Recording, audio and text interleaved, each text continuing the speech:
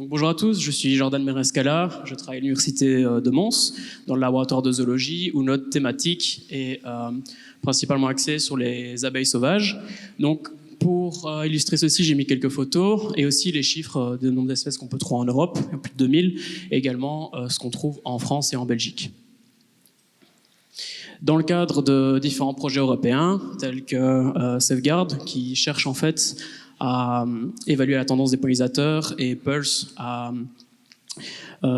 évaluer le risque d'extinction des espèces, il est nécessaire d'avoir des données d'occurrence. Une donnée d'occurrence, qu'est-ce que c'est?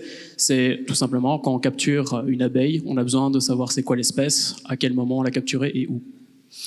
Donc c'est pour cela qu'avec mes collègues, on a récolté plus de 69 jeux de données qui viennent de différents dépôts publics et privés.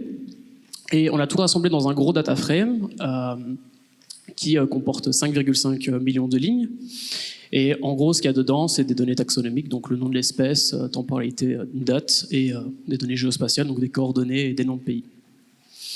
Donc, bien sûr, quand on fait ça, on s'attend à avoir plein de problèmes au niveau du format et plein d'erreurs. Donc, sur la taxonomie, on peut avoir des problèmes de syntaxe avec simplement des erreurs dans le nom, et aussi des erreurs de synonymie, parce que les noms ont tendance à évoluer. Également, pour la temporalité, là, c'est le western, tout le monde écrit à sa façon. Donc, il est nécessaire de tout harmoniser. Pour les données géospatiales, c'est la même chose. Donc, pour cela, moi, j'ai créé un workflow pour essayer de nettoyer et harmoniser toutes ces données. Donc, premièrement, simplement, j'importe l'ensemble de mes jeux de données et dans le quality check, je vais essayer de les visualiser, tous les gros problèmes que je pourrais avoir. Donc, avec Visdat, je peux voir les valeurs manquantes. Avec Summary Tools, je vais pouvoir checker en fait chaque colonne, voir un peu le type d'informations que je vais avoir dedans et les quantités d'informations qu'il y a dedans. Avec différentes visualisations telles que ggplot, j'ai aussi une idée de tout cela. Ensuite, ce que je vais faire, c'est évaluer en fait le nom des espèces qu'on m'a transmis, s'ils sont corrects ou pas. Donc j'ai un dictionnaire qui va me permettre de les valider ou de les invalider.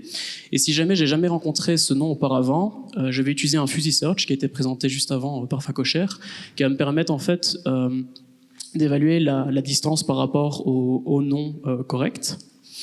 Une fois que je me suis assuré que les noms étaient corrects, je peux tout simplement, avec un join, assigner à l'espèce les différents niveaux de classification, tels que le genre, la famille, etc. Je fais quelque chose d'un peu similaire en utilisant les coordonnées de chaque occurrence, où je vais assigner en fait le nom des pays et des régions à mes data. Donc pour ça, j'utilise le package SF, qui est assez utile pour les données géospatiales. Enfin, dernière chose que je vais faire, c'est produire des cartes en série pour les faire valider par des experts taxonomistes qui vont pouvoir me dire si les points sont corrects ou pas. Donc en gros, ici, dans mon workflow, j'ai principalement utilisé ces 4 packages que j'ai mis sur le côté, donc beaucoup SF, Deeplir aussi, et ggplot. Et donc là, ce qu'il nous reste à faire maintenant, c'est supprimer les redondances qu'il peut y avoir entre les différents jeux de données.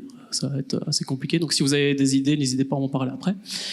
Aussi, automatiser les corrections sur les nouvelles données à intégrer, parce que ça prend beaucoup de temps. Je pensais peut-être à utiliser une Shiny App.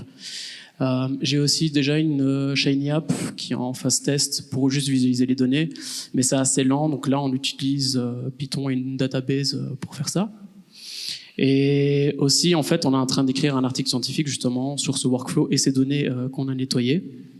Donc n'hésitez pas à jeter un coup d'œil au dépôt GitHub si ça vous intéresse. Donc si vous avez des questions, n'hésitez pas à me demander après. Voilà, j'ai respecté le timing.